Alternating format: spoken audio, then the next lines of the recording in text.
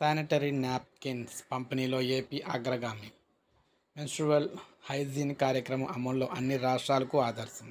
ఈ ఏడాది ఏప్రిల్ నుంచి అక్టోబర్ మధ్య 59 లక్షల శానిటరీ నాప్కిన్ల ఉచిత పంపిణీతో దేశంలో రెండో స్థానంలో. స్వచ్ఛ కార్యక్రమం కింద స్వేచ్ఛ కార్యక్రమం కింద 7 నుంచి ఇంటర్ విద్యార్థులకు ప్రభుత్వం అందజేస్తుంది.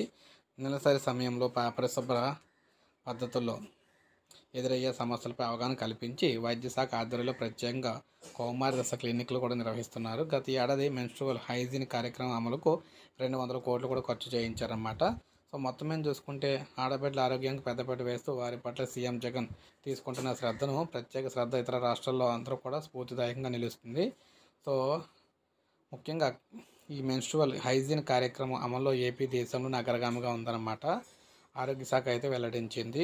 నెలవారీ సమయంలో స్కూళ్ళు కాలేజీలో చదివే విద్యార్థులకు పడే ఇబ్బందులను దృష్టిలో ఉంచుకొని రాష్ట్ర ప్రభుత్వం స్వేచ్ఛ కార్యక్రమం ద్వారా శానిటరీ నాప్కిన్స్ ఉచితంగా పంపిణీ చేస్తుంది. ఇలా ఈ ఏడాది ఏప్రిల్ నుంచి అక్టోబర్ మధ్య 72 లక్షల ఇక్కడ నాప్కిన్లు పంపిణీ చేసినట్లు చెప్పిందనమాట. మొదటి స్థానంలో ఉండగా సో మనకి రాష్ట్రం ఏమో రెండో స్థానంలో అయితే కొనసాగుతుంది. మొత్తం మీద చూసుకుంటే కేటాయించిన నిధులు ఖర్చుతో నెంబర్ 1 ప్లేస్లో అయితే ఉందన్నమాట.